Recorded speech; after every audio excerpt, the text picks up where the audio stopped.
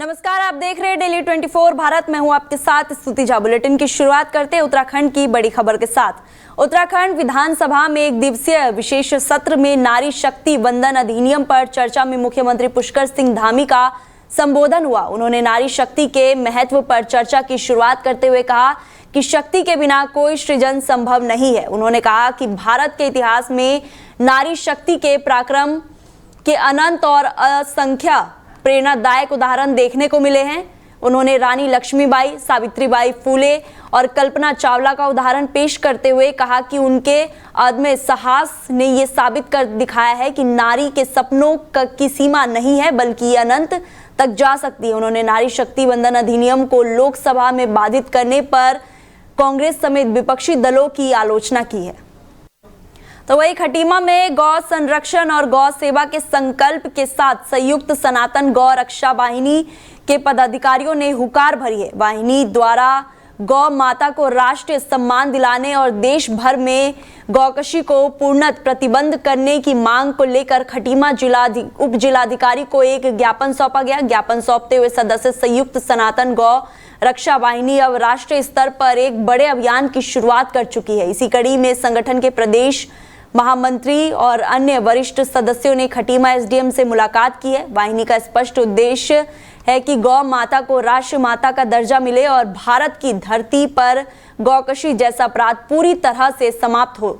SDM को दिए गए विनम्र निवेदन में वाहिनी ने क्षेत्र में हो रही गौकशी और तस्करी की घटनाओं पर गहरी चिंता व्यक्त की है। देखिए, विभिन्न जो सामाजिक संगठन हैं इनके द्वारा एक ज्ञापन दिया गया है जिसमें गौरक्षा के लिए और गौमाता को राष्ट्रीय गौमाता जो है वो डिक्लेयर करने के लिए एक ज्ञापन दिया गया है, जो महामहिम राष्ट्रपति जी के लिए और माननीय मुख्यमंत्री जी के लिए संबोधित है। ज्ञापन हमने रिसीव कर लिया है और इसको आज ही हम चित्र माध्यम के द्वारा प्रेषित कर दिया है। संविधान के अनुच्छेद 48 एवं 51A की मूल भावनाओं के अनुरूप अखिल भारतीय वेद क्षण गौवंश को राष्ट्रमाता आराध्य घोषणा करने के लिए ये दिया गया है। ये पूरे भारत में आज 10 बजे से 12 बजे के बीच हर तहसील में पूरे देश में दिया गया है। हमारी मांग है गौ माता को राष्ट्रमाता घोषित किया जाए। ये समाज में हम जो आए दिन हर दिन घटनाएं हर तरीके की देखते हैं, क्योंकि गौ तस्करी का जो बहुत ही तेजी से अभियान चल रहा है, इसके लिए कई बार वैसे लिखत में भी हमने भी शिकायतें की, लेकिन हमारा कोई नतीजा नहीं निकला। ना ही हमारी मांग मानी गई, न हमारी कोई सुनवाई हुई। आपने वीडियो हमेशा देखी होंगी कि पूरे ट्रक पकड़े जाते हैं, उसके बाद में छोड़ दिए जाते हैं। हमारा कहना यह है कि जो चीज़ अवैध है वो उसके खिलाफ हम आवाज़ उठाते हैं। गौ तस्करी रोकी जाए और जो जहां नाजायज तरीके से काटी जाती हैं उन्हें रोका जाए। और जो हमारे पूरे भारत में उत्तर प्रदेश में एक मांग रखी गई है हमारी बजरंग दल की तरफ से, संयुक्त सनातन गौरक्षा वाहिनी की तरफ से। मैं जिला अध्यक्ष बरेली शरीफ से हूँ, मैं यहाँ दरगाह में रहता हूँ। आज मुझे पता लगा तो मैं यहाँ आया और मैं चाहता हूँ कि इस चीज को जो हमारी मांग है गौ रक्षा की और गौ माता की, जो मांग की गई है कि राष्ट्रीय पुरस्कार यानी राष्ट्रीय घोषित किया जाए। तो वही मसूरी बारलोगंज स्थित सनातन धर्म में सभा में रविवार को सामुदायिक हाल के सुधारीकरण कार्यों का लोकार्पण प्रदेश की कैबिनेट मंत्री गणेश जोशी ने विधिवत पूजा अर्चना के साथ किया।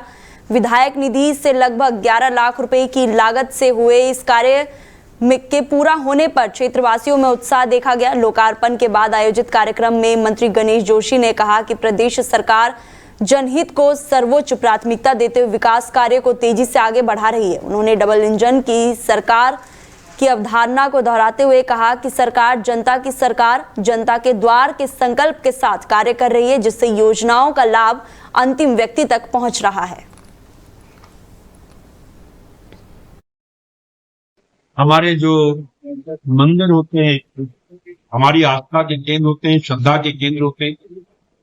सनातन धर्म मंदिर पिछले पिछले कई वर्षों से मेरा भाजपा में जुड़ाव है। पूर्व में भी यहाँ की मंदिर समिति की मांग पर एक हॉल हमने बनवाया था। पूजा पाठ के अलावा सामाजिक कार्य, विवाह शादी में भी ये लोग का इस्तेमाल करते हैं। और आज एक और हॉल 15 लाख की लागत का लोकार्पण ने यहाँ पर किया है और हमने आश्वस्त किया है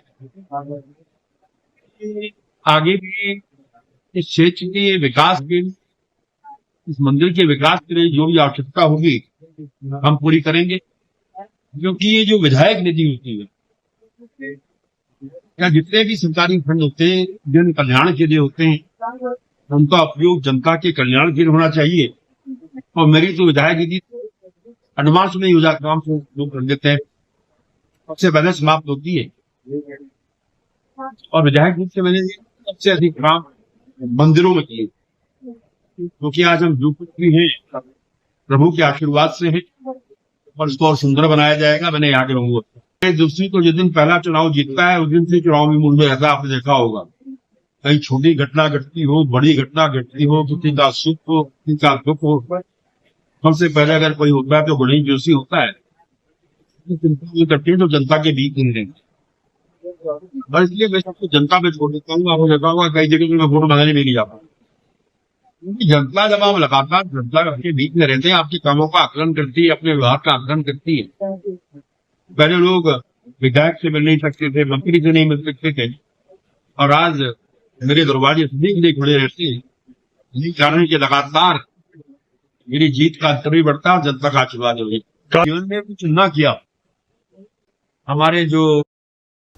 तो वही उत्तराखंड के चमोली जिले में स्थित सिखों के पवित्र तीर्थ स्थल हेमकुंड साहिब यात्रा आगामी 23 मई से शुरू हो रही है। यात्रा को देखते हुए प्रशासन रास्तों को सुगम, सुरक्षित और व्यवस्थित बनाने के लिए बर्फ हटाने का कार्य शुरू कर दिया है। सेना के जवान दुर्गम पहाड़ी क्षेत्र और प्रतिकूल परिस्थितियों के बावजूद मार्ग को साफ करने का कार्य युद्ध स्तर पर कर रहे हैं ताकि श्रद्धालुओं को असुविधा ना हो सके। रिपोर्ट के मुताबिक आगामी 23 मई 2026 को हेमकुंड साहिब के कपाट श्रद्धालुओं के लिए खोल दिए जाएंगे, जिसके मद्देनजर संबंधी विभागों द्वारा तैयारियां तेज कर दी गई है और यात्रा को सफल और सुरक्षित बनाने के लिए सभी स्तर पर समन्वय स्थापित किया गया है। प्रशासन द्वारा यात्रा से जुड़ी सभी आवश्यक तैयारियों को अंतिम रूप दिया जा रहा है ताकि श्रद्धालुओं को कोई भी असुविधा ना हो। गौरतलब है कि सेना के जवान 23 मई को खुलने जा रहे हेमकुंड साहिब के कपाट की रास्तों को साफ करने का युद्ध स्तर पर तैयारी कर रहे हैं।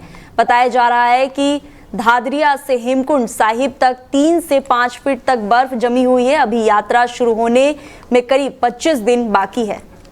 तो वही धर्मनगरी हरिद्वार में गर्मी का प्रकोप थमने का नाम नहीं ले रहा है। मंगलवार को अधिकतम तापमान भले ही सोमवार की तुलना में 1 डिग्री सेल्सियस कम दर्ज किया गया, लेकिन इससे भीषण गर्मी के तेवरों में कोई नरमी नहीं आई। प्रचंड धूप और झुलसाती हवाओं और लू के थपेड़ों ने जनजीवन को पूरी तरह से प्रभावित रखा है। मंगलवार को अधिकतम तापमान 38 डिग्री सेल्सियस और न्यूनतम तापमान 22 डिग्री सेल्सियस के आसपास दर्ज किया गया।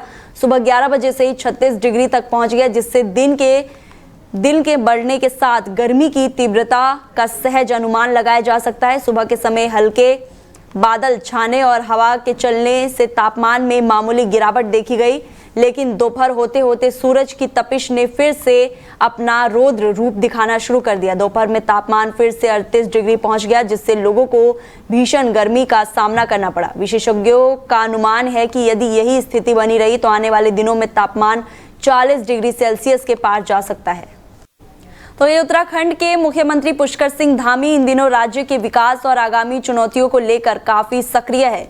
इसी कड़ी में उन्होंने नई दिल्ली के कर्तव्य भवन में केंद्रीय पेट्रोलियम और प्राकृतिक गैस मंत्री हरदीप सिंह पुरी से मुलाकात की। इस मुलाकात में उत्तराखंड की कठिन भौगोलिक परिस्थितियों और खासकर चारधाम यात्रा के दौरान आने वाली चुनौतियों का पूरा खाका पेश किया। सीएम धामी ने राज्य की संवेदनशीलता को देखते हुए केंद्र से विशेष सहयोग मांगा है। सीएम ने केंद्रीय मंत्री को बताया है कि उत्तराखंड की अर्थव्यवस्था और पहचान का सबसे बड़ा आधार चारधाम यात्रा है। हर साल अप्रैल से नवंबर तक चलने वाली इस यात्रा में देश दुनिया से लाखों श्रद्धालु बाबा केदार, बद्री, विशाल, गंगोत्री और यमुनोत्री के दर्शन करने पहुंचते हैं। इतनी बड़ी संख्या में लोगों के आने से राज्य में कॉमर्शियल एलपीजी गैस की मांग अचानक आसमान छूने लगती है। तो वही विश्व प्रसिद्ध चारधाम यात्रा 2026 पूरे आस्था और उत्साह के साथ चल रही है। 19 अप्रैल को यमुनोत्री और गंगोत्री धाम के कपाट खुलने के साथ ही चारों धाम में देश विदेश से श्रद्धालुओं का सैलाब उमड़ रहा है। अभी तक 4,07,000 से ज्यादा श्रद्धालु दर्शन कर चुके हैं। वहीं एक हफ्ते के भीतर बाबा केदार के दर्शन करने वाले श्रद्धालुओं की संख्या 2,07,452 तक पहुंच गई है। यमुनोत्री धाम में 28 अप्रैल को 6,812 श्रद्धालुओं ने यमुनोत्री पहुंचकर मां यमुना के दर्शन किए। गंगोत्री धाम में आज यानी 29 अप्रैल को 7,110 श्रद्धालुओं ने मां गंगा के हर दर पे हाजिरी लगाई है। केदारनाथ धाम में आज 29 अप्रैल को 21,134 श्रद्धालु हिमालय के गोद में बसे केदारनाथ धाम पहुंचे। केदारनाथ में श्रद्धालुओं की भारी भीड़ देखते हुए रुद्रप्रयाग डीएम विशाल मिश्रा खुद व्यवस्थाओं का लगातार मॉनिटरिंग कर रहे हैं। पैदल मार्ग से लेकर केदारनाथ धाम क्षेत्र तक भोजन, पेयजल, आवास और सुरक्षा समेत सभी व्यवस्थाओं पर प्रशासन की पैनी नजर बनी हुई है। तो वही देहरादून में आयोजित उत्तराखंड वन विकास निगम का रजत जयंती समारोह 2026 आयोजित की गई है, जिसमें सीएम पुष्कर सिंह धामी ने शिरकत की है। ये आपको दिखाते हैं। और इसके साथ कल एक दिन का सत्र आपने विशेष सत्र देखा, उसमें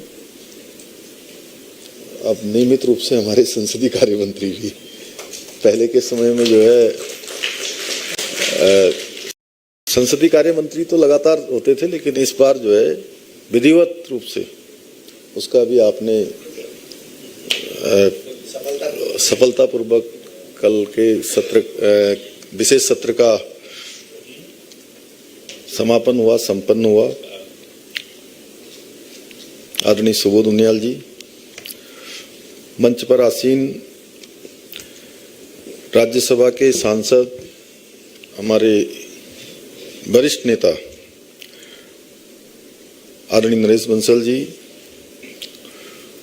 माननीय विधायकगण आदरणीय सविता कपूर जी, मोहन सिंह बिष्ट जी, सुरेश गढ़िया जी, श्री प्रमोद नैनवाल जी और प्रमुख सचिव वन एवं अध्यक्ष वन विकास निगम Shri R K Sudhanshu ji, MD वन निगम सुश्री नीना ग्रेवाल जी, शिव सिंह बिष्ट जी हमारे यहाँ पर अतिथि, फरजाना बेगम जी, हॉप श्री रंजन मिश्र जी, विशेष सचिव पराग मधुकर धकाते जी, रविशंकर जी, एक्स हॉप समीर सिन्हा जी, गोविंद जी, गंभीर जी और सभी पूर्व के जितने भी हमारे यहाँ पर एमडी हैं, हॉप हैं, वन विभाग के सभी हमारे वन विभाग और वन निगम के सभी हमारे अधिकारीगण, सभी कार्मिक, मैं आज के इस अवसर पर वन विकास निगम की स्थापना के 25 वर्ष पूरे होने के अवसर पर आयोजित रजत जयंती के इस विशिष्ट कार्यक्रम में आप सभी का मुख्य सेवक सदन में अपनी ओर से सभी हमारे वन प्रेमियों का भी, वरिष्ठ अधिकारियों का भी, सबका मैं और आए हुए अतिथियों का भी मैं हृदय से सबका स्वागत करता हूं, अभिनंदन करता हूं और आप सभी को वन विकास निगम के 25 वर्ष पूरे होने पर आप सबको बहुत बधाई देता हूं, बहुत शुभकामनाएं देता हूं। और ये आज का रजत जयंती कार्यक्रम उत्तराखंड के विकास, पर्यावरण संरक्षण और जनसेवा की 25 वर्षों की गौरवशाली यात्रा का उत्सव है, जिसको हम सब लोग यहाँ पर एक समारोह के रूप में मना रहे हैं। मैं इस अवसर पर वन विकास निगम के सभी वर्तमान सेवानिवृत्त कर्मचारियों और अधिकारियों को, जिन्होंने इस यात्रा में अपना अविस्मरणीय योगदान दिया है, जैसा अभी सुबोध भाई भी कह रहे थे और हमारे प्रमुख सचिव महोदय भी कह रहे थे कि सबका बहुत बड़ा योगदान है। ये यात्रा यहाँ तक पहुँची है, अनेक उपलब्धियाँ प्राप्त हुई हैं इसलिए मैं आप सभी अधिकारियों को भी, सभी कार्मिकों को भी, पूर्व अधिकारियों को भी, सबको अपनी ओर से बधाई देता हूं। साथियों,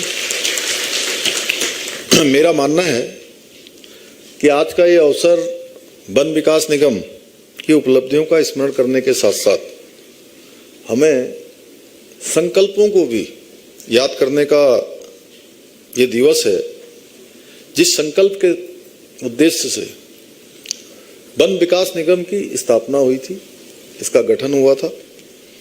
जैसा कि हम सभी जानते हैं कि उत्तराखंड वन विकास निगम की स्थापना वर्ष 2001 में एक संवैधानिक निकाय के रूप में हुई थी, जो वनों के वैज्ञानिक प्रबंधन, वन उपज के टिकाऊ दोहन, आरक्षित वन क्षेत्रों में खनन और इको टूरिज्म के संचालन का कार्य करता है। साथ ही वन उत्पादों और प्रमाणित लकड़ी की सरकारी आपूर्ति भी करता है।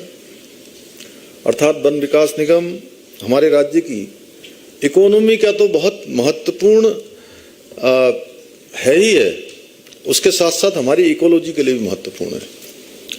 और अक्सर मैं कहता हूं कि हमारा जो मॉडल है राज्य का, विकास का मॉडल, वो हम इकोलॉजी और इकोनॉमी दोनों में कैसे संतुलन रहे, कैसे बैलेंस रहे, उसी के आधार पर हम अनेक विकास कार्यों को भी आगे बढ़ाते हैं। आज का ये दिन उपलब्धियों को याद करने के साथ साथ इन वर्षों में एक संस्थान के रूप में जो हमें बहुत सारी उपलब्धियां प्राप्त हुई हैं, उसका तो ये उत्सव है ही है। इसके साथ साथ अगर कहीं छोटी छोटी न्यूनताएं रह गई हैं, न्यूनताओं से अर्थात मेरा यह है कि कहीं कोई कमियां रह गई हैं, तो उन्हें भी भविष्य में सुधार करने का, आगे बढ़ने का भी आज का ये दिवस है। घने जंगल, हिमालय के ऊंचे ऊंचे शिखर, विशाल ग्लेशियर, पवित्र नदियां और समृद्ध जैव विविधता, ये सब हमारे उत्तराखंड की जो अमूल्य धरोहर है। और जब मुझे कहीं भी किसी भी बड़े कार्यक्रम में देश दुनिया में जाने का जब भी मौका मिलता है, मैं किसी कार्यक्रम में होता हूं, तो मुझे लोग कहते हैं कि आप अपने राज्य के डेस्टिनेशन बताइए कि कितने डेस्टिनेशन है। तब मैं कहता हूं कि हमारे राज्य के जो प्रमुख डेस्टिनेशन हैं, जो प्रचलित हैं, उनको तो आप सब जानते ही होंगे। देहरादून हर कोई जानता है, मसूरी जानता है, हरिद्वार जानता है, ऋषिकेश जानता है, या उधर चले जाएंगे तो नैनीताल जानता है, कौसानी जानता है, रानीखेत है, या मुनस्यारी है, इधर चले जाएंगे चक्राता है, औली है, लैंसडाउन है। ये कुछ डेस्टिनेशन है। हमारे चारों धाम है, पवित्र हेमकुंड साहब है, आदि कैलाश है, अनेक धार्मिक स्थल, माँ पूर्णागिरी मैया से लेकर अनेक स्थान है। मैंने कहा आप ऐसे लिखेंगे तो आपको बहुत ज्यादा याद आ जाएंगे, तो 50 आ जाएंगे, किसी को उससे ज्यादा आ जाएंगे तो 100 आ जाएंगे। लेकिन आप उत्तराखंड की जब यात्रा करेंगे, जब उत्तराखंड में आप बढ़ते जाएंगे इधर से उधर, उधर से इधर, तो सच में ये डेस्टिनेशन 50 नहीं, 100 नहीं, इनकी संख्या हजारों से भी अधिक होगी, हजारों से अधिक। और जिधर जाएंगे वहीं आपको एक नया डेस्टिनेशन दिखाई देगा। और ये हमारी बहुत बड़ी संपदा है। हमारे पास जो प्राकृतिक संपदा है, इसकी रक्षा करना न केवल हमारी जिम्मेदारी है, बल्कि ये हमारी आने वाली पीढ़ी के प्रति ये हमारा कर्तव्य भी है कि हम उनको ये वन संपदा, प्राकृतिक संपदा, जैव विविधता, ये हिम ग्लेशियर, ये वन क्षेत्र पूरी तरह से उनको सुरक्षित करके दें, उनको एक धरोहर के रूप में सौंपें। क्योंकि ये हमारी प्राकृतिक धरोहरें केवल राज्य के आर्थिक विकास के लिए नहीं, बल्कि हमारी लोक संस्कृति के लिए, लोक परंपरा, इसके लिए भी एक महत्वपूर्ण अंग है। साथियों, उत्तराखंड वन विकास निगम ने इन 25 वर्षों की इस यात्रा में अनेक महत्वपूर्ण उपलब्धियां भी हासिल की हैं। और मुझे जानकर प्रसन्नता हुई कि उत्तराखंड वन विकास निगम ने 167 करोड़ रुपए का शुद्ध लाभ अर्जित किया है। और ये उपलब्धि इस बात का स्पष्ट प्रमाण है कि जब नीति स्पष्ट हो, नियत साफ हो, तो संसाधनों का सही उपयोग विकास को नई दिशा देता है। और अभी मैं जब आपका ये प्रेजेंटेशन देख रहा था, या हमारे एमडी नीना जी बोल रही थी और उसके बाद सुधांशु जी ने बोला, फिर वन मंत्री जी ने बोला, तो सच में हमारे यहाँ पर देखिए कई सारे जहाँ हम लकड़ी के उसमें काम करते हैं, वन विकास निगम उसको बेचता भी है, उसका विपणन भी करता है, इसके साथ साथ उप खनिज की निकासी करता है। और दोनों ही काम वन मंत्री जी ने अभी बताया कैसे बड़े उसके टेक्निकल तरीके से, क्या कहा था, लाइन हाजिर हो जाता, क्या कह रहे थे आप उसमें, कुछ कह रहे थे, फिक्सिंग वाले में तो ये जो लकड़ी वाला भी, चूंकि मैं ऐसी जगह पर बड़ा हुआ, पला बड़ा, मैंने अक्सर आपकी बैठकों में कहा है कि जहां चारों तरफ बनी वन है, नदियां हैं, वन है। क्यों फरजाना जी, आप तो वहां रहिए ढकाते, वहां हमारे डीएफओ रहे, और भी जो भी डीएफओ रहे होंगे, इसमें से कोई रहा होगा तो सब जानते हैं। 8 किलोमीटर इधर से वन, 2.5 किलोमीटर इधर से वन, इधर सुरई रेंज और इधर किलपुरा रेंज और इधर खटीमा की रेंज, और थोड़ा आगे चले जाएंगे तो नेपाल का वन भी शुरू हो जाता है। इधर मेन शारदा, उसके पीछे उसकी जो बाईपास शारदा, और बीच में मेरा गांव, मेरा घर। तो मैं उनके बीच ही बीच में जो है हमेशा पला बड़ा, तो मैं वनों से बहुत अच्छी तरह से परिचित हूँ, बहुत भली भांति जानता हूँ। इसलिए लकड़ी का काम हो या उप खनिज का काम हो, दोनों ही काम शंका की दृष्टि से भी देखे जाते थे। लेकिन जब सरकार ने पारदर्शिता करी और पारदर्शिता के आधार पर, ईमानदारी के आधार पर जब काम आगे बढ़ा, तो 167 करोड़ का आज मुनाफा हो रहा है। वहीं उप खनिज के क्षेत्र में हमारे राज्य में